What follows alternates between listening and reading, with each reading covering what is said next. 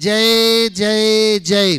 प्रिय बंधुओं, तीर्थराज सम्मेद शिखर की तलहटी गुणायतन परिसर में आयोजित देश के सर्वाधिक लोकप्रिय कार्यक्रम संघ का समाधान में यहाँ उपस्थित एवं देश विदेश से जुड़े हुए उन सभी श्रद्धालुओं का जो कि पारस चैनल, जनवाणी चैनल एवं प्रामाणिक ऐप के माध्यम से इस कार्यक्रम का सीधा प्रसारण देख सुन व आनंद ले रहे हैं, उन सभी का मैं गुणायतन और श्री सेवायतन परिवार की ओर से हार्दिक हार्दिक अभिनंदन करता हूं। बंधुओं, यह कार्यक्रम प्रारंभ हो उसके पूर्व अपन चलते हैं जिनका आशीष हम सबको संबल दे रहा है। ऐसे पूज्य गुरुदेव प्रमाण सागर जी महाराज के चरणों में अपन मंगल आशीर्वाद की कामना करते हुए नमोस्तु निवेदित करने के लिए पहुँच रहे हैं। भो स्वामी नमोस्तु नमोस्तु नमोस्तु। बंधुओं, आपको विदित ही है कि तीर्थराज सम्मेद शिखर की तलहटी में गुणायतन का कार्य बड़ी तीव्र गति से चल रहा है। इसके लिए आपका सहयोग बड़ा अपेक्षित है बंधुओं, जिससे कि समय रहते हम सब लोग मिलकर के इस कार्य को पूर्ण कर सकें और आगामी 2024 का जो समय आए वो पंच कल्याण का आगाज करे। बंधुओं, इसके लिए बहुत लोग जुड़ रहे हैं। आज जहां चातुर्मास कलश स्थापना की बात होगी बंधुओं, पूज्य गुरुदेव ने आशीर्वाद दिया इस वर्ष का वर्षा योग गुणायतन परिसर में ही होना है, जिसके लिए पूर्व से ही कितने लोग यह भाव बना रहे हैं कि हमारा कलश यहाँ पर स्थापित हो। उसी में बंधु, उसी क्रम में आज जिन्होंने एक कलश की स्थापना करने का मन बनाया है, श्री बाबूलाल जी, सतभैया, अखिलेश जी, असीम जी, अपूर्व जी, सिद्धेश जी, दिविज जी, सतभैया परिवार गुणायतन ट्रस्टी टीकमगढ़ से जोरदार ताली बजाकर हम इनका बहुत बहुत अभिनंदन करते हैं बंधुओं। और वही बंधु आज जिन्होंने अपने आप को सदस्य रूप में गुणायतन से जोड़ लिया है सूत्रधार के रूप में, मैं उन्हें बड़े सम्मान के साथ आवाज दूंगा कि मंच के ऊपर आएंगे। श्रीमती पुष्पा देवी जी काकी जी के सुपुत्र विमल कुमार जी जैन, श्रीमती सुनीता जी पुत्र विनीत कुमार जी, सुमित कुमार जी साडम निवासी, अंबाला शहर हरियाणा प्रवासी। मैं निवेदन करता हूं मंच के ऊपर आए और जोरदार ताली बजाकर हम इनका अभिनंदन करते हैं। आए और इनका अभिनंदन करने के लिए बड़े सम्मान के साथ आवाज दे रहा हूं मैं निवेदन करता हूं उनका अभिनंदन करने के लिए मैं हमारे गुणायतन के सीईओ माननीय सुभाष जी पूनम जी और घोटू भैया जो कि हमारे गुणायतन के ट्रस्टी हैं, निवेदन कर रहा हूं मंच के ऊपर आए और हमारे नए सूत्रधार का अभिनंदन करेंगे। जोरदार जोरदार करताल ध्वनि से हम इनका अभिनंदन करते बंधुओं। अनेक लोग जुड़ते जा रहे हैं। मैं आपसे भी अपेक्षा रखूंगा, आपका छोटा छोटा सा सहयोग ही हमारे इस गुणायतन को अतिशीघ्र बनाने में कारगर सिद्ध होगा। आइएगा, घोटू भैया से निवेदन करता हूँ, पहुंच रहे हैं। सुभाष जी पूनम जी यहाँ उपस्थित हैं। परिवार से जो भी लोग हैं आ जाएं। अच्छा, लीजिए पुनः करताल ध्वनि से अभिनंदन अभिनंदन अभिनंदन। चलते हैं बंधुओं पूज्य गुरुदेव के चरणों में, जिन्होंने शंकाओं की नदी में बह रहे असंख्य भव्य जीवों को समाधान की नौका दी है। ऐसे पूज्य गुरुदेव प्रमाण सागर जी महाराज के चरणों में अपन चलते हैं। प्रथम प्रश्न के रूप में मैं आवाज दे रहा हूं हमारे बीच में श्रीमान श्री मीनल जी सुशील जी शाह मुंबई से यहाँ पर उपस्थित हैं। वो अपना प्रश्न लेकर के आ रहे हैं और इसी के बाद तैयार रहेंगे मनीष दीपाली जी दिल्ली से। जिनका नाम लिया जाए वो पहले से तैयार होकर के आगे पहुंचेंगे। मनीष जी, दीपाली जी तैयार रहेंगे, आइएगा। नमोस्तु नमोस्तु नमोस्तु महाराज, नमोस्तु नमोस्तु नमोस्तु महाराज जी। वंदाभी महाराज जी, मेरा प्रश्न है, जो जीव विदेह क्षेत्र में जन्म लेता है वो वहीं से ही मोक्ष जाता है कि उन्हें कहीं और भी जन्म लेना पड़ता है? ऐसा है, ऐसा भ्रम मत रखना कि जो विदेह में रहते हैं वो सब मोक्ष जाते हैं। विदेह में भी मोक्ष जाने वालों की संख्या सीमित है और नरक जाने वालों की संख्या ज़्यादा है। मोक्ष तो 6 महीने 8 समय में 608 ही जाते हैं। विदेह में भी सब तरह के प्राणी होते हैं, स्वर्ग भी जाते हैं, नरक भी जाते हैं, मोक्ष भी जाते हैं। और ऐसा मत सोचना कि हम आपने कभी विदेह में जन्म नहीं लिया। यथार्थ दृष्टि से देखें तो हमारा और आपका अनंतों जन्म विदेह में हो चुका है, अनंतों, समझ गए? इसलिए विदेह क्षेत्र से आकर्षित मत हो, विदेह बनने का भाव जगाओ, समझ गए? हमें विदेह होना है क्योंकि वही मेरा स्वभाव है, मैं देह नहीं चेतन हूँ। ये भावना प्रगाढ़ कीजिए, भेद विज्ञान को पुष्ट कीजिए, जिससे अपना भाव सुधर सके। नमस्ते महाराज जी। नमस्ते। मनीष जी दीपाली जी दिल्ली से और इसी के बाद तैयार रहेंगे प्रसंग जैन सीहोर से पिता विशाल जी सीहोर के साथ। नमोस्तु महाराज जी। नमोस्तु नमोस्तु नमोस्तु। हमारी शंका ये है कि जैसे घर के हम मंदिर होता है हमारे घर में जिसमें हम रोज़ पूजा करते हैं, उसमें हम एक से अधिक भगवान की जैसे फ़ोटो होती है वो लगा सकते हैं? अगर लगा सकते हैं तो छत्र भी लगा सकते हैं क्या हम अपने मंदिर में? तो ये हमारी शंका है। हाँ महाराज जी, हमारी शंका ये है कि हम अब घर में जो नित्य पूजा करते हैं मंदिर में, उसमें हम एक से अधिक भगवान की फ़ोटो लगा सकते हैं? अगर लगा सकते हैं तो उस पर छत्र भी लगा सकते हैं क्या? देखिए, तस्वीरों में छत्र लगाने का औचित्य नहीं है। छत्र लगी हुई तस्वीर लगा लो जी। तस्वीर ही ऐसी लगाओ जिसमें छत्र हो, अलग से छत्र लगाना उचित नहीं। बिंब पर छत्र लगाना चाहिए। लीजिएगा। धन्यवाद महाराज। और नमस्ते महाराज। प्रसंग जैन सीहोर से, विशाल जी सीहोर से। अगला नाम। नमस्ते महाराज जी। मैं आपसे ये बात पूछना चाहता हूँ कि हमें भी आपसे जो गुरु बनने के क्या करना पड़ेगा? आप जैसा मुनि बनने के लिए क्या करना पड़ेगा? रोज़ एक भावना भाव कि मुझे मुनि बनना है, मुझे मुनि बनना है, मुझे मुनि बनना है। समझ गए? रोज़ भावना भाते रहो और अपने पापा मम्मी से कहो हमें समय समय पर मुनि महाराज के दर्शन कराते रहो। कल भाव जगेंगे, बन जाओगे। आशीर्वाद। चलिए। हाँ, विशाल जी और अनिमेश जी गोमिया तैयार रहेंगे। नमस्ते मुनिवर। बोलो क्या जल्दी। ओ अति शीघ्र। अनिमेश जैन गोमिया से तैयार रहेंगे। महाराज जी, प्रश्न ये था कि ग्रस्त जीवन में रह के शीघ्र अतिशीघ्र पुण्य का अर्जन कैसे किया जा सकता है अधिक से अधिक? दान, पूजा, शील, उपवास 4 ऐसे कर्तव्य है जिनका पालन करो, सातिशय पुण्य का बंध होगा। शक्ति के अनुसार दान करो, भगवान की पूजा करो, व्रत नियम का पालन करो और शक्ति के अनुसार उपवास करो। नमस्ते महाराज जी। अनिमेश जैन गोमिया से। और इसी के बाद निवेदन करूंगा बिमल कुमार जी जैन सीहोर से। महाराज श्री के चरणों में त्रिबार नमोस्तु नमोस्तु नमोस्तु। छुल्लक जी के चरणों में इच्छामि इच्छामि इच्छामि। महाराज श्री, मेरा प्रश्न ये है कि कई बार जीवन में ऐसे सिचुएशन आ जाते हैं कि हम उसे फेस भी नहीं कर पाते और हम उसे टाल भी नहीं पाते। तो महाराज श्री, हम ऐसा क्या करें कि उस सिचुएशन जो हम फेस नहीं कर पा रहे उसे फेस करने में कैपेबल बने? जिन्हें हम टाल नहीं सकते और फेस नहीं कर पाते उनको एक्सेप्ट करना शुरू कर लें। अगर हमने उसको एक्सेप्ट कर लिया तो अपने आप वो हम उसको फेस भी करने लगेंगे और टालने की कोई बात ही नहीं है। हमेशा एक नीति रखो, जब ऐसी सिचुएशन हो जिसका कोई उपाय नहीं तो सरेंडर होना ही हमारी समझदारी है। इसको स्वीकार लो तो फिर हमारे सामने समस्याएं नहीं हो। समझिए? विमल कुमार जी जैन सीहोर से। और इसी के बाद निवेदन करूंगा मैं माननीय सुबोध जी शशि जी सेठी हजारीबाग से। नमोस्तु नमोस्तु नमोस्तु त्रैवार नमोस्तु गुरुवर्ग में परम पूज्य छुल्लक जी महाराज के चरणों में इच्छामि इच्छामि इच्छामि। सीहोर से। महाराज जी, मेरा नाम प्रश्न ये है कि मन के इलाज के लिए मनोवैज्ञानिक डॉक्टर या किसी और औषधि की आवश्यकता होती है? मन के इलाज के लिए मनोवैज्ञानिक डॉक्टर या किसी और की आवश्यकता होती है? देखो, डॉक्टर और इलाज, मन का कितना इलाज करेंगे मुझे नहीं पता, पर यदि आपने अपने मन को सद्गुरु के चरणों में अर्पित कर दिया तो मन को स्वस्थ होने से कोई नहीं रोक सकता। समझ गए? तो अपना मन गुरु के चरणों में, अपना मन प्रभु के चरणों में अर्पित कर दो, जीवन निरंतर आगे बढ़ेगा और ऊंचा उठेगा। सुबोध जी शशि जी सेठी हजारीबाग से। और इसी के बाद मैं निवेदन करूंगा पंकज भैया घोटू भैया साडम से।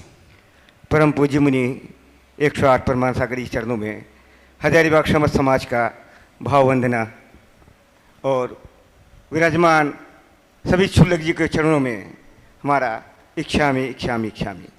महाराज जी, एक कहावत हमने सुनी है, सांपों के शहर में हाहाकार मच गया।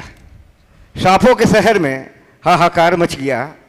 सांपों की जब सभा बैठी तो एक सांप ने पूछा कि हे सांप देवता, आज मनुष्यों के जीवन में इतना जहर क्यों भर गया है?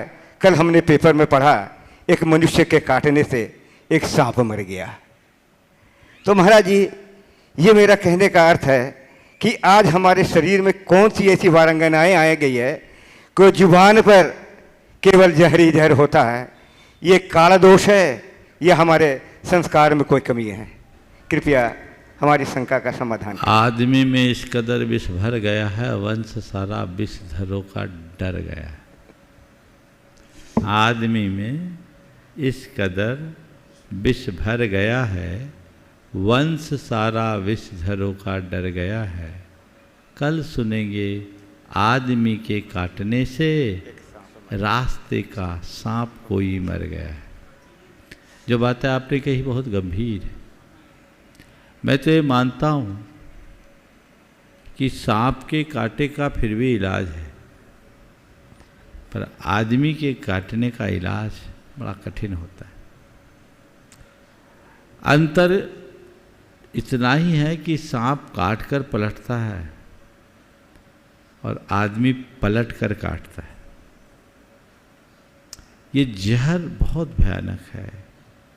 ये जहर है क्या? द्वेष का, दर्प का, दंभ का, छल का, प्रपंच का। ये जो जहर हमारे हृदय में भरा है, ये बहुत भयानक है। जिसके हृदय में तत्व ज्ञान की नाग दमनी है,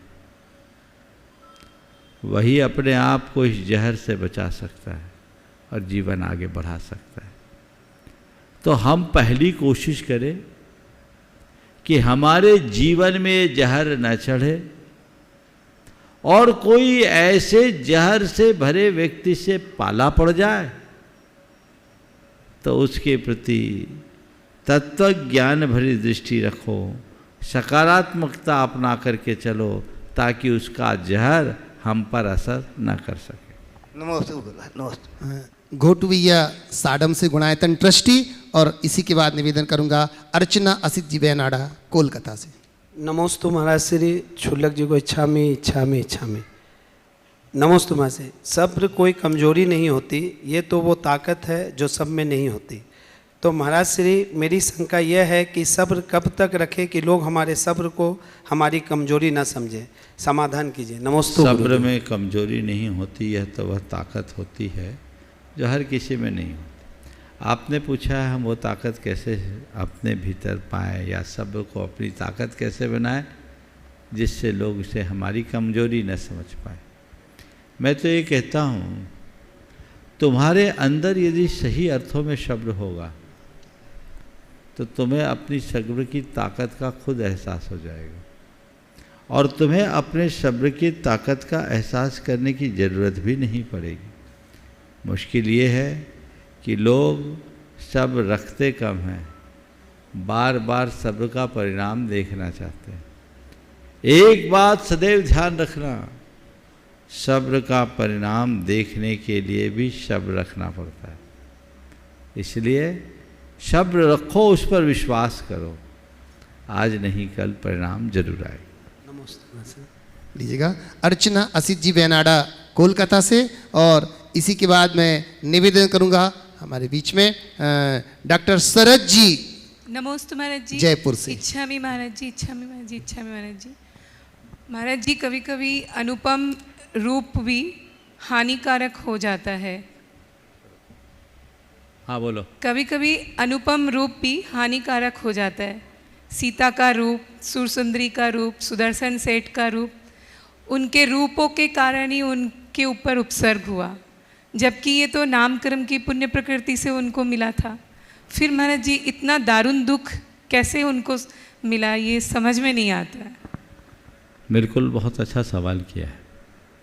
रूप मिलना पुण्य का फल है, और इस रूप, जिसको रूप पाए उनके पास अन्य प्रकार का भी पुण्य होगा।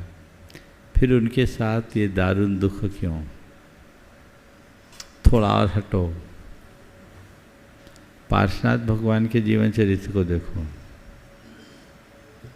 उनका पुण्य तो इनसे अनंत गुना था, पर क्या उनके ऊपर दारुण दुख नहीं था? लेकिन माँ जी, इनके तो सील के ऊपर पड़ा। अरे बात तो सुनो, उपसर्ग कितना भयानक हुआ। इसका मतलब क्या है? कभी कभी सूर्य पर भी ग्रहण लग जाता है। बात समझ में आ रही? कभी कभी सूर्य पर भी ग्रहण लग जाता है। प्रबल पुण्य का योग रहने वाले के पीछे भी पाप लग जाता है। समझ गए? पर इनके पाप का उदय था जो इनके ऊपर उपसर्ग आया, लेकिन इतना प्रबल पुण्य था कि इनका सील अखंडित बना रहा। यही पुण्य की महिमा है। पार्श्वनाथ भगवान का पापोदय था कि उन पर दारुण उपसर्ग हुआ, पर उनका ऐसा पुण्य था कि वे उपसर्ग को सह सके, अविचलित रहे और केवल ज्ञान पाकर अपनी आत्मा का उत्कर्ष कर लिए। इसलिए पुण्य के साथ कई बार पाप आता है। आगत पाप को देखकर विचलित मत हो और अपनी चेतना को पुण्य और पाप से ऊपर महसूस करो, जिससे जीवन को संभाला जा सके। नमोस्तु महाराज जी। लीजिएगा, निवेदन कर रहा हूँ मैं डॉक्टर साहब से। पहले प्रश्न के पहले मैं चाहूँगा कि एक बार मंच के ऊपर आए बंधुओं। कई दिनों से लगातार गुणायतन में जो अपनी सेवाएं दे रहे हैं, ऐसे वास्तव में साइंटिस्ट हैं, जो कि डॉक्टर शरद जी से निवेदन करता हूँ एक बार मंच के ऊपर आए और इनका अभिनंदन करने के लिए मैं माननीय सुभाष जी से भी निवेदन करूँगा और हमारे असित जी बैनर्डा जी से निवेदन करूँगा, कृपया आए इनका अभिनंदन करने के लिए। जोरदार तालियों के साथ बंधुओं, गुणायतन की अनेक कार्य विधि में जिन्होंने अपना सहयोग दिया है। देखो शरद जी एग्रीकल्चर डिपार्टमेंट में, राजस्थान सरकार में हार्टिकल्चर और एग्रीकल्चर दोनों में डायरेक्टर रहे हैं और 2020 में इन्होंने रिटायरमेंट लिया है। तब से यहाँ भी बहुत अच्छी सेवा का भाव लेकर आए हैं और आप इनको देखोगे तो ऐसा लगता है जैसे डॉक्टर नहीं, वैज्ञानिक नहीं, किसान हैं। और मैंने इनका रोज़ वो रूप देखा है लगभग एक सप्ताह तक। 15 दिन हो गया यहाँ आए, 15 दिन से यहाँ है। हाँ, बहुत सारे चीज़ों की शुरुआत इन्होंने की है, इनकी एक कल्पना है, जरूर वो साकार होगी, मुझे इसकी उम्मीद है। एक बार करतल ध्वनि से इनका सम्मान करें। लीजिएगा साहब, डॉक्टर साहब अपना प्रश्न रख रहे हैं और उसी के बाद प्रश्न की श्रृंखला में ही मैं निवेदन करूंगा हमारे गुणायतन के सीईओ माननीय सुभाष जी पूनम जी से।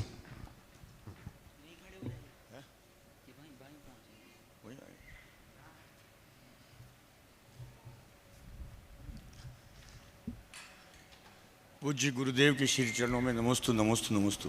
गुरुदेव, ये सही है कि 10-15 दिन से आपकी सेवा में मुझे कार्य करने का मौका मिला और अपनी तकनीक जो विकसित की है उसको यहाँ प्रदर्शित करने का मौका मिला। निश्चित रूप से मैं संकल्पित हूँ कि प्रति माह आपके श्री चरणों में 3 दिन के लिए अवश्य यहाँ आया करूँगा और आपके इस काल्पनिक जो हमारे आदिनाथ भगवान के जो रियल कृषि है, वास्तविक कृषि है, उसको यहाँ प्रदर्शित करने का पुरजोर प्रयास मैं करूँगा।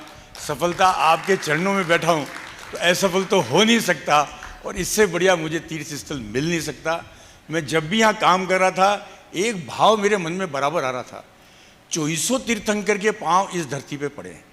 हमारे सारे शुद्ध केवलियों के, सारे संतों के, चाहे दिगंबर हो चाहे श्वेतांबर हो, सबके श्री चरण इस धरती पे पड़े हैं और इस धरती पे मुझे फूल उगाने का मौका यदि हरियत भगवान ने दिया है और आपके श्री चरणों के माध्यम से दिया है, असफलता की तो उम्मीद ही नहीं।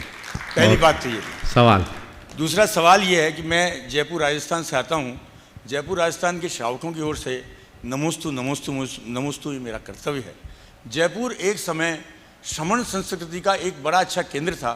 पंडित सदाशिव जी कांसलीवाल, जिन्होंने राजा से धन नहीं, श्रमण के लिए, अपने स्वाध्याय के लिए समय मांगा। पंडित टोडरमल जी, जिन्होंने 3.5 पेज मोक्ष मार्ग प्रकाशक में वो लिखे जो रियल सत्य थे, उनका परिणाम उससे मालूम था। 3 फिर पंडित हमारे यहाँ स्मारक भवन के अभी नहीं रहे हमारे बीच में। ऐसे में जयपुर पुनः श्रमण संस्कृति का केंद्र अच्छा कैसे बन सकता है गुरुदेव, इसका आशीर्वाद हमें चाहिए। बिल्कुल ठीक है, जयपुर श्रवण संस्कृति का केंद्र तो बन चुका है, समझ गए, और वो अपना काम व्यवस्थित तरीके से कर रहा है। हम तो यही कहेंगे कि जयपुर वासी श्रवणों के अनुरागी बने रहें, संस्कृति का उत्थान अपने आप हो। नमस्ते नमस्ते नमस्ते। निवेदन कर रहा हूं सुभाष जी पूनम जी सीईओ गुणायतन, और इसी के बाद मैं निवेदन करूंगा मंजू जी छावड़ा हजारीबाग से। परम श्रद्धेय गुरुदेव के चरणों में शाश्वत नमन। मंचासीन चुल्लक महाराजों के चरणों में सादर इच्छामि। गुरुदेव, आज मैं सभी एक सूचना के साथ यहाँ प्रस्तुत हुआ हूँ। यहाँ सभी दर्शक और जो टीवी के माध्यम से देख रहे हैं सभी के मुँह में एक निवेदन करना चाहता हूँ। जैसा भैया जी ने बताया, सभी का सहयोग संस्था को मिल रहा है और आपके सहयोग के बल पर ही हम लोग इस काम को आगे बढ़ा पा रहे हैं। संस्था प्रगति की ओर पर है और है, जैसा आपको समय समय पर पता लगता रहता होगा, काफ़ी तेज़ी से यहाँ काम चल रहा है और पंच कल्याण की पूरी तैयारियाँ शुरू हो गई हैं। लेकिन इस कार्य में आपका जो सहयोग मिलता है उसमें एक थोड़ी परेशानी आ रही है कि कुछ जो आप लोग धनराशि यहाँ भेजते हैं वो सस्पेंस अकाउंट में चली जा रही है, जिसके कारण हम उसका उपयोग नहीं कर पा रहे हैं। तो आपसे ये निवेदन है कि जब भी कोई भी राशि आप बैंक के माध्यम में बैंक में जमा करें तो उसमें जो 3-4 ज़रूरी चीज़ें हैं वो ज़रूर आप भेज दें। 5 चीज़ें हैं जिसमें आप अपना नाम, अपना मोबाइल नंबर और राशि कितनी आपने भेजी है, बैंक की जो पर्ची मिलती है उसकी detail, bank detail, UTR number हो या फिर बैंक स्लिप हो अगर कैश डिपॉजिट हुआ है तो वो, और साथ में अपना किस मद में वो राशि आप भेज रहे हैं, सदस्यता के मद में भेज रहे हैं या किसी आहार दान में या किसी अन्य दान में भेज रहे हैं, वो ज़रूर लिख दें। तो ये 5 चीज़ें अगर आप हमको व्हाट्सएप के माध्यम से या मेल के माध्यम से या किसी दूसरे तरीके से यहाँ भेज देंगे तो उसकी रसीद हम तुरंत बना के आपको भेज देंगे, ताकि वो राशि हम लोग प्रयोग में भी कर पाएंगे। सस्पेंस का पैसा हमको सस्पेंस में रखना पड़ता है, जिससे बहुत परेशानी हो रही है। आशा है आप लोग का सहयोग पूर्ववत मिलता रहेगा। बहुत बहुत धन्यवाद। नमोस्तु गुरुदेव के चरणों में। लीजिएगा। ओम ओम। सुभाष जी, आहार दान के मद में कौन सी राशि यहाँ इकट्ठी होती? अलग अलग मद है गुरुदेव। आहार दान में आप राशि लेते हो क्या? आहार दान माने व्रती आहार, व्रती आहार दान, उसका मद बदलिए, त्यागी व्रती भोजनशाला। त्यागी व्रती भोजनालय में लेते हैं। हाँ, तो उसको त्यागी व्रती भोजनशाला बोलिए। आहार दान में कोई मद नहीं। आहार दान तो सब अपना अपना देते हैं। नहीं, त्याग दान बिल्कुल सुधारिए। अच्छी करेक्शन, आगे से ध्यान रखिए जी। त्यागी व्रती भोजनशाला। मंजू जी छावड़ा हजारीबाग से, और इसी के बाद मैं निवेदन करूंगा बड़े सम्मान के साथ नीलू जी सेठी हजारीबाग से। गुरुवर के चरणों में सतसत बार नमन करते हुए सभी चुल्लक जी महाराज को इच्छामी करते हुए मैं गुरुवर से यही अपनी शंका का समाधान चाहती हूँ कि गुरुवर, हम स्तोत्र सूत्र वगैरह जो भी पढ़ते हैं उसमें बहुत सी गलतियाँ होती है और हमारे में इतनी क्षमता नहीं कि हम उसे सुधार सकें। और कहते हैं कि एक छोटी सी बिंदी और हलंत भी अगर गलत पढ़ा जाए तो उसका अर्थ का अनर्थ होता है। तो ये दोष किसे लगता, पढ़ने वाले को, लिखने वाले को, या छपवाने वाले को, या जिन्होंने शोधन नहीं किया हो और छपा दिया हो? तो इसका कैसे क्या करे गुरुवर? देखिए, जितने भी इस तरह के स्तोत्र पाठ आदि है उन्हें प्रकाशित करते समय पूरा ध्यान रखना चाहिए। उसकी प्रूफ रीडिंग ठीक होनी चाहिए। यदि कदाचित अशुद्धियाँ हो गई तो पीछे शुद्धि पत्र लगा करके उसको ठीक करना चाहिए। अगर इन सब चीज़ों का ध्यान रखे बिना इनका प्रकाशन होता है तो ये एक प्रकार की असाधना है, जिससे हमें पूरी तरह बचना चाहिए। दूसरी बात, हमें स्वयं जहाँ तक बने शुद्ध पढ़ना चाहिए। यदि शुद्ध पढ़ते नहीं बनता तो किसी से सीखने का प्रयास करना चाहिए। वो छपा हुआ ही अगर गलत है तो पूरी बात तो सुनो, वो तो मैंने बोल दिया। अच्छा छपना चाहिए, शुद्ध पढ़ना चाहिए, और शुद्ध पढ़ते नहीं बने तो किसी से सीखना चाहिए।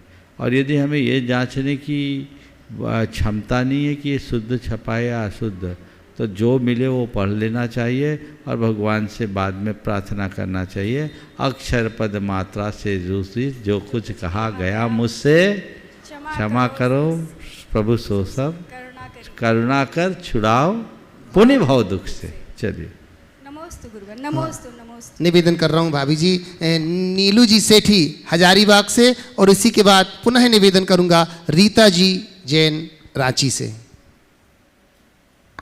नमोस्तु महाराज जी, नमोस्तु महाराज जी। इच्छा में चुल्लक जी को, मेरे सभी चुल्लक जी को इच्छा में। महाराज श्री, समय और कर्म में कौन बड़ा बलवान है? कर्म और समय में कौन बड़ा बलवान है? समय और कर्म में कौन बलवान है? कर्म अपना फल समय के अनुसार देता है, समझ गए? इसलिए हमें समय के अनुसार अपना कर्म करते रहना चाहिए। नमोस्तु। लीजिए रीता जी रांची से, और इसी के बाद मैं निवेदन करूंगा अमिता जी, मोहित जी, मंगलम कन्नौज से। नमोस्तु महाराज श्री। सभी महाराज जी, शुल्लक जी महाराज जी के चरणों में इच्छामि। महाराज श्री, बहुत यहाँ पारसनाथ आकर के आपके दर्शन करके दोपहर की स्वाध्याय क्लास करके कई बार मन में आता है, धर्म में महाराज जी इंटरेस्ट है, बहुत है, लेकिन बीच में नाव घूम रही है घर की, इधर में एक साथ से छोड़ा नहीं जा रहा है। स्टेप बाय स्टेप आगे बढ़ें या सारा छोड़ दें, वो होता नहीं है। सारा बढ़ने का मन करता है, डोंगरगढ़ भी जा रहे हैं, समझ में नहीं आता कैसे अपना किस तरीके से काम करें, लाइफ को कैसे बदलें। देखिए, लाइफ को बदलने के लिए पहले अपना डायरेक्शन बदलो, सोच बदलो। अगर अपना दृष्टिकोण बिजनेस को विस्तार देने का हो, अपना दृष्टिकोण घर गृहस्थी में ही प्रमुखता देने का हो, तो कुछ नहीं कर पाओगे। और यदि हमारी प्रायोरिटी बदल जाएगी, प्राथमिकताएं बदल जाएगी, तो इसी में रास्ता निकलेगा। स्टेप बाय स्टेप है, चलो ठीक है, हम पूरी तरह से नहीं कर सकते। 4 दिन, 6 दिन, 8 दिन रहना शुरू करें, अभ्यास करें और गृहस्थ धर्म का, श्रावक धर्म का अच्छे से पालन करने का अभ्यास करें, धीरे धीरे रास्ता खुल जाएगा। नमोस्तु महाराज। लीजिएगा अमिता जी, मोहित जी, मंगलम गुणायतन ट्रस्टी। और इसी के बाद मैं निवेदन करूंगा बंधु, हमारे बीच में सीए बाबूलाल जी जैन कोलकाता से हमारे बीच में है, उनका अभिनंदन और प्रश्न। नमोस्तु नमोस्तु। इच्छामि इच्छामि इच्छामि महाराज। महाराज श्री, इंसान जिंदगी में लोगों पे भरोसा करते हैं, फिर भी धोखा खाते हैं, लेकिन वो फिर भी भरोसा करते हैं और फिर धोखा खाते हैं। ऐसा क्यों है कि इंसान कभी भरोसा करना नहीं छोड़ता है? आपके पूछने का आशय मुझे ये दिख रहा है कि इंसान भरोसा करते हैं और धोखा खाते हैं, और बार बार फिर भरोसा करते हैं, धोखा खाते हैं। ऐसा क्यों? ऐसा इसलिए कि अपनी गलतियों से सीख नहीं लेता। अगर मनुष्य अपने पुराने अनुभवों से सीख लेना शुरू कर दे तो ये गड़बड़ नहीं हो सकता। लेकिन इन सब के लिए एक पंक्ति मैं कहना चाहूँगा, जान बूझ कर अंध बने हैं, आँखन बांधी पाटी, जिया जग धोखे की टाटी। आँख में पट्टी बांध लोगे तो यही होगा, पट्टी उतारोगे तभी रास्ता खुलेगा। ओम। लीजिएगा, मैं निवेदन कर रहा हूँ बंधु, हमारे बीच में हमारे मंगलम। अच्छा, मंगलम पूछिए। नमोस्तु महाराज जी। महाराज जी, मेरा यह प्रश्न है कि लोग भोजन और प्रसाद में ये क्या अंतर है? जब भोजन लोग लेते हैं तो प्लेट भर भर के ले लेते हैं, और प्रसाद जब थोड़ा ही मिलता है, अगर ज़मीन पे भी गिर जाए तो वो उठा के खा लेते हैं, और जब भोजन थोड़ा सा भी बचा हो वो फेंक देते हैं। ऐसा क्यों? भोजन और प्रसाद में क्या अंतर पहले समझो। जो हम खुद भोगते हैं वो भोजन है, और जब हम उसे अपने इष्ट आराध्य के लिए समर्पित कर देते तो प्रसाद बनता है। समझ गए? अगर इसे दूसरे संदर्भ में लो, अगर जीवन को केवल निजी तौर पर जियोगे तो वो भोग है, और अपने जीवन को प्रभु चरणों में अर्पित कर दोगे तो वो प्रसाद है। जीवन आगे बढ़ जाएगा। प्रसाद जो जीवन को प्रसन्नता दे दे। बाजार से जो फल लाते हो फल है, और वही अगर प्रभु चरणों में लगा दिया गया तो वो प्रसाद है। तो जो अपने इष्ट को अर्पित कर दिया वो प्रसाद माना जाता है। चूँकि हमारे हृदय में इष्ट के प्रति श्रद्धा और विश्वास होता है, इसलिए लोग प्रसाद को महत्व देते हैं और भोजन को उतना महत्व नहीं दे पाते। यद्यपि जैन परंपरा में प्रसाद की कोई परंपरा नहीं है, क्योंकि हम भगवान के चरणों में त्यागते हैं, लेते नहीं।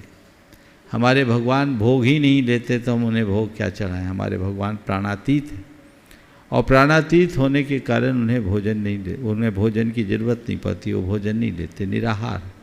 इसलिए हम भगवान के लिए भोग नहीं लगाते, पर अपने भोगों का त्याग कर भगवान के चरणों में आते हैं।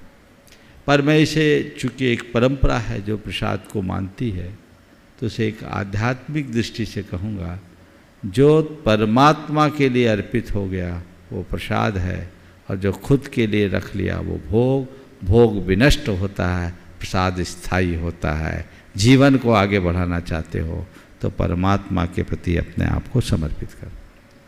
बंधुओं, बड़े सम्मान के साथ आवाज दे रहा हूं हमारे बीच में सेवायतन के ऑडिटर माननीय सीए बाबूलाल जी कोलकाता से हमारे बीच में पूरे परिवार के साथ एक बार मैं चाहूंगा कि मंच के ऊपर आए और इनका अभिनंदन करने के लिए हमारे गुणायतन मंत्री माननीय चंद्रकला जी पाटनी जी से निवेदन करता हूं। यहाँ हमारे बीच में बंधुओं जो कि सुप्रीम कोर्ट के एडवोकेट हैं विजय जी साधना जी यहाँ पर उपस्थित, मैं निवेदन करता हूँ इनके अभिनंदन के लिए वो यहाँ पर पहुंचेंगे। जोरदार जोरदार करतल ध्वनि से हम इनका अभिनंदन करते हैं। ये अपना प्रश्न भी रखेंगे और फिर इसके बाद हम निवेदन करेंगे। हमारे अंजू दीदी गुड़गांव से अपना प्रश्न रखेंगी और फिर चंद्रकला जी से निवेदन करेंगे। चंद्रकला जी पाटनी गुणायतन मंत्री इधर आ जाए, पहले जोरदार तालियों के साथ अभिनंदन करती हैं। आइए बंधुओं, कई वर्षों से जो लगातार गुणायतन के लिए अपनी सेवाएं दे रहे हैं हमारे बीच में हैं। जोरदार जोरदार करतल ध्वनि से उनका अभिनंदन करते हैं। आइएगा। सवाल है, दो माइक दो लीजिए। मैं निवेदन करता हूं माननीय बाबूलाल जी अपना प्रश्न रख रहे हैं।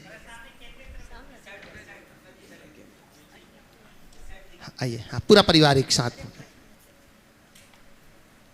नमोस्तु गुरुवर, नमोस्तु गुरुवर, नमोस्तु गुरुवर। हम अज्ञानी सुभट ऐसे हैं कि सोने की तलवार और पानी की गिलास का तो सबको ज्ञान हो जाता है। सोने की तलवार पानी की गिलास का ज्ञान सबको है, हम सुप्तों को। लेकिन हम ज्ञान ऐसे कि शरीर का आत्मा का ये ज्ञान कब होगा, कैसे होगा? शरीर और आत्मा का ज्ञान कब होगा, कैसे होगा? भैया मैं तो एक ही बात जानता हूँ, रत्न की परख करना है तो जोहरी के पास बैठो। जोहरी के पास जाओगे तो रत्न की परख होगी, समझ गए? जोहरी के रत्नों के माध्यम से रत्नों का आदान प्रदान देखोगे तुम पारखी बन जाओगे। अगर आत्मा का ज्ञान करना चाहते हो तो उनकी शरण में जाओ जिन्होंने अपनी आत्मा को पहचाना है। अपने आप खरबूजा खरबूजे को देखकर रंग बदल लेगा। ओम। निवेदन कर रहा हूं अंजू जी जैन गुड़गांव से और फिर निवेदन करूंगा मैं गुणायतन मंत्री चंद्रकला जी पाटनी। नमोस्तु गुरुदेव और सभी छुल्लक महाराज जी के चरणों में इच्छामी। गुरुदेव, आजकल ऑनलाइन शॉपिंग का ज़माना है और आज तो खाद्य सामग्री जैसे सब्जी, दूध और फल आदि भी ऑनलाइन मंगाए जाते हैं। गुरुदेव, जब ऑनलाइन शॉपिंग की जाती है तो वहाँ वेज और नॉन वेज का कोई भेद नहीं रहता और वो सभी सेम बास्केट में आती है, तो वो क्या शाकाहारी लोगों के लिए कंज्यूम करने की योग्य है? और गुरुदेव, स्पेशली यदि व्रती हों तो क्या उस खाद्य सामग्री को यूज़ कर सकते हैं?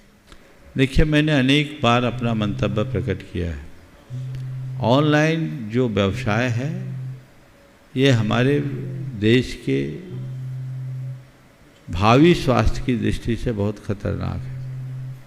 जिस तरह से ऑनलाइन व्यापार बढ़ रहा है, आने वाले दिनों में बहुतों को बेरोजगार कर देगा, क्योंकि ये सारा व्यापार चंद लोगों के हाथ में सिमट जाएगा। लोग अपने वैयक्तिक लाभ को देखते हुए, चूँकि सस्ता मिल जाता है, सुलभ हो जाता है, लोग शॉर्टकट अपनाते हैं, पर प्रकारांतर से वो सबको परेशान करने वाला है। किसी न किसी रूप में सभी को परेशान करेगा। इसके परिणाम भयानक होंगे। इसलिए मैं पुनः कहता हूँ कि आप ऑनलाइन चीज़ों को लेना कम करें, उन्हीं चीज़ों को ऑनलाइन मंगाएं जिसका और कोई रास्ता ना हो। ऑनलाइन में जो आपके नंबर्स दूसरों के पास जाते हैं, जो डिलीवरी बॉयज हैं उन तक आपके नंबर पहुंचते हैं, और उससे जो बातें उभर करके आ रही है और आए दिन जो दुर्घटनाएं हमारी समाज में घट रही है, ये बहुत गंभीर और चिंतनीय है। इसलिए पहली बात तो ऑनलाइन चीज़ें मंगाएं ही नहीं। सब लोग संकल्प लो, ताकि हम अगर कोई चीज़ ले रहे हैं, हमारे रुपये 2 रुपये का अगर अधिक भी लग रहा है तो कईयों का पेट पल रहा है। अब लोग आज तो सब्जी भी ऑनलाइन मंगाने लगे। अरे कितने गरीबों का पेट पलता था, उससे उनका रोजी रोजगार होता था। अगर इस तरह की प्रवृत्ति अपना ली जाएगी तो आने वाले दिनों में उनका क्या होगा? जिस तरीके की स्थिति बन रही है और ऑनलाइन बिजनेस का ग्रोथ जैसा दिख रहा है, वो लोग बोलते हैं 2050 तक तो बाजार ही खत्म हो जाएगा। ये बहुत भयावह होगा, त्रासदायी होगा, परेशानी का कारण बनेगा। इसलिए इससे बचना चाहिए। दूसरा जो आपने सवाल उठाया कि हम सब्जी और अन्य चीज़ें मंगाते, खाद्य पदार्थ मंगाते हैं, तो जो भी लाते वो एक ही बास्केट में लाते हैं, तो वो तो छूने योग्य भी नहीं है, खाने योग्य कैसे होगी? इसलिए ऐसी चीजें तो मंगानी ही नहीं, चाहे वो मुफ्त में भी दे तो नहीं लेना। हम खुद जाए बाजार, घूम कर आए, उससे हमारी शारीरिक और मानसिक स्वास्थ्य की रक्षा होगी। ऐसी क्यों? उन चीज़ों को कतई नहीं मंगाना, ये महादोषप्रद है, इनसे बचना चाहिए। कल चर्चा में कुछ लोग बोल रहे थे कि महाराज जी आजकल कुछ कंपनियां जो भोजन उपलब्ध कराती है, खाना बेचती है, वो कंपनियां बहुत सस्ता खाना दे देती है, 40-50 रुपये में पेट भर जाता है, तो लोग उसी को मंगाना पसंद करते, कहीं जाना नहीं पड़ता, चलो जो आ रहा है खा लो, पेट भर जाएगा। कौन कौन सी कंपनी नाम नहीं लेना नहीं चाह रहा, लेकिन आशय आप लोग समझ रहे हैं। वो मंगा लिए जाते, खा रहे, पेट भर रहा, सस्ता है। ये वेज नॉन वेज तो वहाँ है ही, लेकिन मुझे जब मैंने पूछा इतना सस्ता क्यों, तो एक ने बोला महाराज जी इसमें एक बहुत बड़ी चाल है, अभी वो लॉस में दे रहे हैं आपकी आदत खराब करने के लिए, आपके जीभ को इतना चटोरा बना देंगे कि कल आप उसके बिना रहेंगे ही नहीं, और फिर आपसे मुंह मांगी कीमत वो वसूलेंगे, एडिक्ट बना देंगे, और फिर प्राय मैदा आदि से जुड़ी हुई चीज़ें आपको खिला खिला के आपके पेट का कबाड़ा करेंगे, अनेक प्रकार की बीमारियों से ग्रसित होंगे। इसलिए अपनी परंपरागत व्यवस्था की सुरक्षा करनी चाहिए, भूल करके भी उनकी उपेक्षा नहीं करनी चाहिए, ऐसी प्रवृत्तियों पर यथासंभव लगाम लगाना चाहिए। नमस्ते। निवेदन कर रहा हूँ गुणायतन मंत्री चंद्रकला जी पाटनी। मेरी तरफ से जगत के सब जीवों की तरफ से मुनिराज के चरणों में नमोस्तु, छुल्लक जी महाराज के चरणों में इच्छामि। महाराज से हमारे रिद्धिधारी मुनिराज ऐसे ऐसे होते हैं कि वो अगर कहे कि मर जाओ तो मर जाते हैं, और वो कहते कि जी जाओ तो जी जाते हैं, लेकिन सामने वाले का आयु कर्म का क्या होगा? अगर उनका आयु कर्म है तो वो मरेंगे नहीं, और आयु कर्म नहीं रहेगा तो वो जिएंगे नहीं, तो फिर उसमें तो जिनेंद्र भगवान भी कुछ नहीं कर सकते, तो फिर वो ऐसा कैसे कर सकते हैं? बहुत अच्छा सवाल किया। मर जाओ तो मर जाओ, जीते रहो तो जीते रहो, उसमें आयु कहाँ जाएगी? एक आदमी जहर पी ले और कहे मेरी आयु है तो मैं जीऊँगा, मेरी आयु कहाँ जाएगी? अगर कोई जीवित व्यक्ति जहर पिएगा तो असमय में मरेगा कि नहीं? जहर में व्यक्ति को मारने की ताकत है कि नहीं? है ना? और कोई जहर खा लिया है और उसे सही समय पर सही चिकित्सा दे दी जाए तो उस चिकित्सा में उसे बचाने की ताकत है कि नहीं? बोलो माइक पे। हाँ। है ना? तो जब जहर पर जहर का असर हो सकता है, औषधि का असर हो सकता है, तो महामुनिराजों की वाणी का असर क्यों नहीं हो सकता? निमित्त नैमित्तिक संबंध है। यद्यपि मुनियों के पास ऐसी सामर्थ्य होती है, पर वे किसी को मारने का भाव नहीं करते। हाँ, उनके प्रभाव से मरना सन बच जाता है। उनकी बोली दवा का काम करती है, दवा से भी बढ़कर काम करती है, और वो व्यक्ति को उठाकर खड़ा कर देता है। आयु कर्म नहीं रहता तो भी वो जी जाते हैं। आयु कर्म नहीं रहता नहीं, आयु कर्म असमय में नष्ट नहीं हो उससे बचा लेते, अकाल मृत्यु से बचा लेते हैं, और अथवा अकाल मृत्यु हो जाती, दोनों चीज़ें। लीजिए। निवेदन कर रहा हूँ मंचासीन पूज्य चुल्लक श्री समादर सागर जी महाराज के चरणों की वंदना करते हुए कि भो स्वामी आप अपने प्रश्न के माध्यम से अनेक प्रकार की धर्म की जिन गुत्थियों को सुलझाने में आप सहयोगी कर रहे हैं, आपके चरणों में कोटिशा वंदन करते हुए निवेदन कर रहा हूँ। नमोस्तु महाराज जी, नमोस्तु। महाराज जी, देखा जाता है कि जो वस्तु अच्छी होती है वही वस्तु कहीं ना कहीं दुख का कारण बन जाती है। तो उनमें 3 प्रकार की बातें हम रख रहे हैं। तो एक शांत रस है, एक भक्ति रस है, और करुणा से, इन तीनों से सुख शांति को कैसे पा सकते हैं? नमोस्तु महाराज। फिर से बोलिएगा। वर्तमान में जिस वस्तु से आशा करते हैं वही कहीं न कहीं निराशा देती है, तो इसके लिए 3 बातें महाराज जी, हम शांत रस, भक्ति रस और करुणा रस, इन तीनों से हम किस प्रकार से अपने को देख सकते हैं, जान सकते हैं? नमोस्तु महाराज। आशा रखते हैं उनसे निराशा मिलती है। अच्छा है, ये तो होता है अक्सर, पर आपने जो सवाल किया है कि इस स्थिति में शांत रस, करुणा रस और भक्ति रस का हम कैसे प्रयोग करें, प्रश्न के साथ इसका कोई तालमेल नहीं दिखता, लेकिन मैं आपके ही प्रश्न को थोड़ा संशोधित करता हूँ और पहले प्रश्न को सुधारता हूँ, फिर शांत रस, करुणा रस, भक्ति रस, श्रृंगार रस, 9 रस होते हैं। उन रसों का जीवन में क्या स्थान? संक्षेप में, जब हम गहन आध्यात्मिक साधना में उतरना चाहें, शांत रस का प्रयोग करें।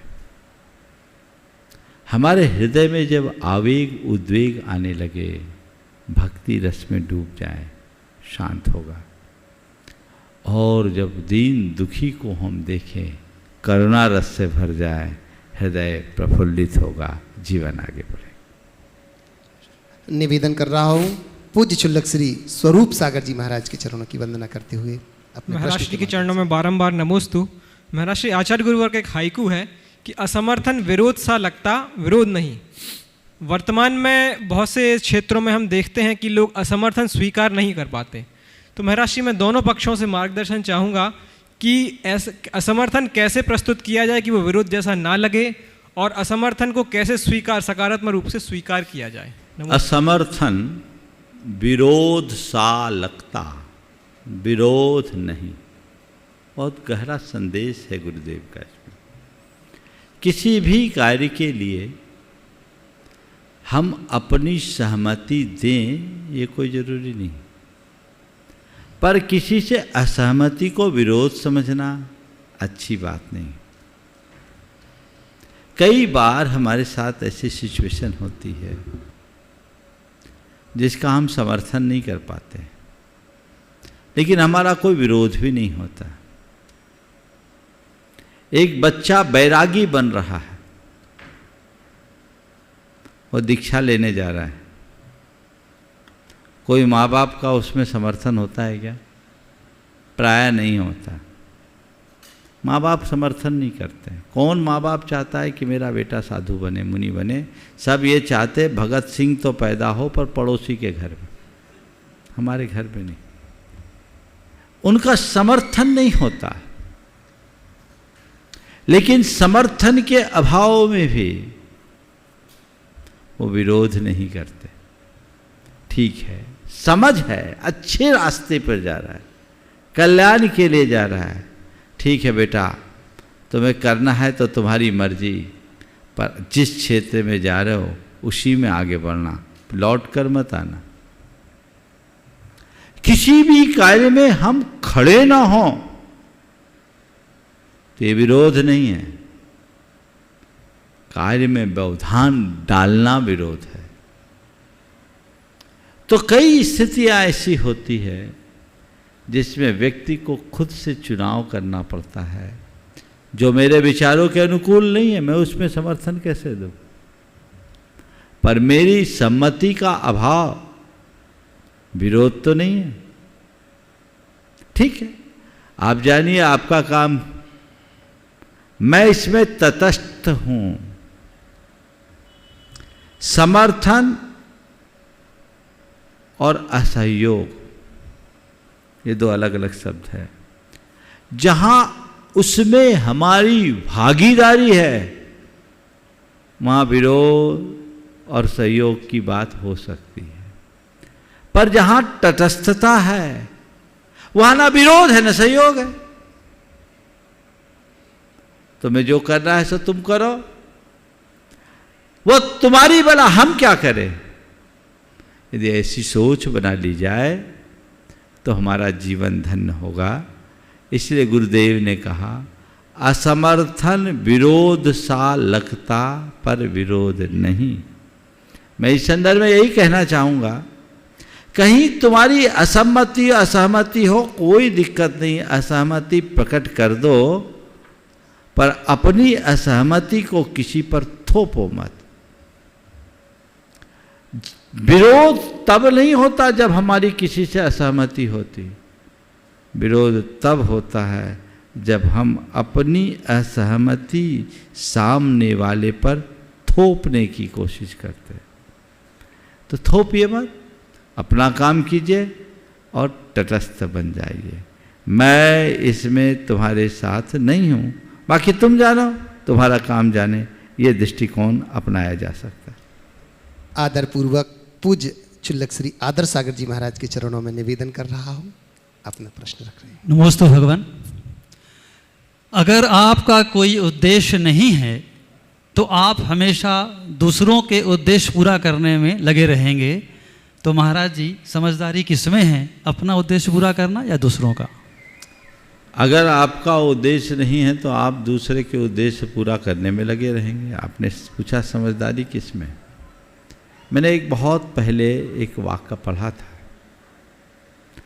उद्देश्य विहीन मनुष्य का जीवन, थोड़ा बुरा लगेगा पर बोल रहा, उद्देश्य विहीन मनुष्य का जीवन कुत्ते की भांति त्रिआयामी है। उद्देश्य विहीन मनुष्य का जीवन कुत्ते की भांति त्रिआयामी है। दिन रात खाना, इधर उधर घूमना, बचा समय अपने साथियों से झगड़ने में बिता देना, कुत्ते के जीवन में यही चीज होती। तो जिस मनुष्य का जीवन किसी अच्छे लक्ष्य और उद्देश्य से अनुबंधित नहीं हुआ, उसका जीवन व्यर्थ है। तो अपने जीवन का लक्ष्य बनाओ, पुरुषार्थ जगाओ, किसी ठोस उद्देश्य से भरकर आगे बढ़ो, जिससे जीवन को बेहतर बनाया जा सके और जीवन को ऊंचा उठाया जा सके। बंधुओं, बड़ी प्रसन्नता की बात है कि पूज्य आचार्य भगवंत ने इस बार आशीर्वाद दे दिया है गुणायतन में वर्षा योग करने का। तो आगामी 2 जुलाई को चातुर्मास कलश की स्थापना होगी, जिसमें संपूर्ण देश ही नहीं विदेशवासियों को मैं आमंत्रित कर रहा हूं गुणायतन और श्री सेवायतन परिवार की ओर से। बस इतना करना कि जो बाहर से लोग आ रहे हैं वो आने की पूर्व सूचना हमें देना, जिससे कि गुणायतन परिवार आपकी समुचित व्यवस्था कर सके। बंधुओं, जिन्हें कलश स्थापना करना है आप आए, बहुत अच्छी बात, स्वागत है। नहीं भी आ पा रहे हैं तो आप ऑनलाइन के माध्यम से हम तक सूचना पहुंचाएं, आपका कलश यहां पर स्थापित किया जाएगा। रिद्धि सिद्धि को देने वाला जो आपका सहयोग गुणायतन के लिए हो जाएगा। साथ ही साथ बंधुओं, 3 तारीख को वो महान दिवस होगा जब एक शिष्य को गुरु मिले थे। गुरु पूर्णिमा का वह दिन हम बड़े ही सम्मान के साथ पूज्य गुरुदेव की पूजन करके यहां पर करेंगे। मैं आपसे निवेदन करूंगा कि आप उसमें जरूर शामिल हो बंधुओं। और बहुत सारे लोग महाराज श्री बाट जो रहे हैं, प्रश्न भेज रहे हैं, तो मैं अपरोक्ष में जो यहाँ पर परोक्ष रूप में हैं उनसे मैं उनकी ओर से आपके चरणों में प्रश्न रख रहा हूँ। नितिन जी बिनौली से वाकपत चरणों में नमोस्तु निवेदित करते हुए कह रहे, गुरुदेव, अतीत में जीने वाला बूढ़ा होता है, भविष्य में जीने वाला बच्चा होता है, लेकिन वर्तमान में जीने वाला हमेशा जवान होता है। तो महाराज श्री, मेरी शंका यह है कि ऐसा क्या करें कि भविष्य और अतीत में ना उलझ करके हमेशा वर्तमान में जीते रहे तो जवान बनी रहे। गुरुदेव का हाइकू, भूत सपना, वर्तमान अपना, भावी कल्पना। तो सपना और कल्पना को भूल जाओ और वर्तमान को अपना लो, तो जीवन अपने आप आगे बढ़ेगा। ज़्यादा कुछ कहने की ज़रूरत नहीं हो। चेन्नई से यहाँ कोई उपस्थित है क्या? चूंकि वो अपना प्रश्न रखना चाहते हैं तो अपना नाम बता करके एक बार यहाँ आएंगे। एक प्रश्न के माध्यम से और पूज्य श्री के चरणों में चल रहा हूँ। महाराज श्री, एक बेला जैन प्रयागराज से एक माँ आपके चरणों में वंदन करते हुए ये पूछना चाह रही, महाराज श्री, एक माँ ने अपने बच्चों को जन्म से ही लेकर के बड़े तक उनको पाला पोसा, संस्कार दिए। जब वो बेटे बड़े हो गए और किसी कारणवशात अगर उन बेटों में किसी संपत्ति आदि को लेकर के अगर विवाद होता है, तो ऐसी स्थिति में माँ का क्या कर्तव्य है, उसे क्या करना चाहिए महाराज श्री? देखो, संपत्ति है ही ऐसी चीज़ जो विवाद को जन्म दे। माँ को चाहिए कि अपने दोनों जो भी बच्चे हैं, 2 हों 4 हों, आजकल तो 1 ही 2 होते हैं, उन दोनों से बातचीत करे, उन्हें भावनात्मक रूप से जगाए और उन्हें इस बात का मूल्य और महत्व का बोध कराए कि संपत्ति से ज़्यादा ऊंचा स्थान हमारे सद्भावों का है। हम पैसा तो आज पाए हैं, कल रहे न रहे कोई पता नहीं। इसका मोह त्याग कर हमें आपसी प्रेम का ध्यान रखना चाहिए। अगर पैसे के व्यामोह में लोग अपने प्रेम को खोते हैं तो वो अपने जीवन में बहुत कुछ खो देते हैं। हालांकि आजकल लोगों की दृष्टि ऐसी हो गई कि पैसे के आगे और किसी चीज़ को देखते ही नहीं। अब भाई भाई की बात, माँ की उपस्थिति में रहने की बात तो बहुत दूर की है। मैंने कुछ प्रसंग ऐसे भी देखे हैं कि जिस दिन पिता की मृत्यु हुई, उनकी अंत्येष्टि बाद में बच्चों ने शादी के पहले ही अपनी संपत्ति का हक मांगना शुरू कर दिया। ये बड़ी विडंबना है। ऐसी निष्ठुरता जिन लोगों के हृदय में विकसित होती है, उनका जीवन व्यर्थ नष्ट भ्रष्ट होता है। हमें अर्थ को अनर्थ का कारण बनने से बचाना चाहिए। जीवन के मूलभूत तथ्यों को अपनाकर चलना चाहिए। महाराज श्री प्रवीण जी सिंघई गड़ाकोटा जिला सागर से नमोस्त निवेदित करते हुए कह रहे हैं कि किसी ने सच ही कहा है, किसी सफल व्यक्ति तथा दूसरे के बीच में अंतर ताकत का नहीं, ज्ञान का नहीं, बल्कि इच्छा शक्ति का होता है। तो हे गुरुवर, हम जीवन में अच्छे कार्यों में सफल होने के लिए अपनी इच्छा शक्ति को मजबूत कैसे बनाएं, कृपया सूत्र प्रदान कीजिए। बहुत अच्छा वाक्य। किसी सफल व्यक्ति का अन्य व्यक्तियों से जो अंतर है वो उनकी ताकत, ज्ञान या संसाधनों का नहीं, वो उसकी इच्छा शक्ति का, विल पावर का। अगर हमारे अंदर इच्छा शक्ति प्रबल हो तो हम अपने जीवन में वह सब कुछ हासिल कर सकते हैं जिसे सामान्य आदमी कभी सोच भी नहीं सकता। तो हम अपने अंदर की इच्छा शक्ति को कैसे जगाएं? अपनी इच्छा शक्ति को जगाने के लिए मैं कुछ सूत्र दे रहा हूँ। सबसे पहले अपने लक्ष्य को अपने सामने रखें। जो मनुष्य हर पल अपने लक्ष्य को अपने सामने रखता है, यानी लक्ष्य की धुन में जीता है, मुझे मेरा ये लक्ष्य है, उसे मुझे पाना है, मुझे पाना है, मुझे पाना है, ये मेरा लक्ष्य है, ये मेरा टारगेट है। जब लक्ष्य मेरे सामने होगा तो लक्ष्य को पाने की ललक अपने आप जगेगी, और जब मनुष्य के हृदय में ललक जागृत होगी तो वो अपने आप क्रियाशील होगा, उसकी चेतना उसमें जुटेगी और उसकी क्रियाशीलता ही उसको परिणाम देगी। तो पहली बात, सदैव अपने लक्ष्य को अपने सामने रखकर चलना। दूसरी बात, अपने आत्मविश्वास को प्रगाढ़ बनाना। आत्मविश्वास को कभी खोना नहीं। अपने मन में ये भाव जगाओ कि जो मेरा लक्ष्य है मुझे उसे पाना है, और पाने में मैं समर्थ हूँ, मैं उसे पा लूँगा, पा कर के ही रहूँगा। यदि ऐसी सोच हो तो हम अपने लक्ष्य को बहुत आसानी से पा सकते हैं, और हमारे अंदर की जो विल है, जो इच्छा शक्ति है, जिसको हम दूसरे शब्दों में कहें ललक है, वो बनी रहेगी और हमारे जीवन को बेहतर बना पाएगी। तीसरी बात, ऐसे निमित्तों से बचना है जिससे हमारा चित्त विखंडित होता हो, और ऐसे लोगों का आश्रय लेना है, निमित्तों का आश्रय ले जिससे हमारी इच्छा शक्ति और प्रबल हो सके।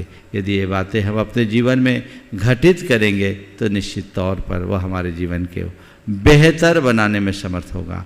हम इसी तरह बेहतरी के दौर में जीते रहें और अपने जीवन को सुंदर बना सके, इसी शुभ भाव के साथ समय आप सबका हो गया।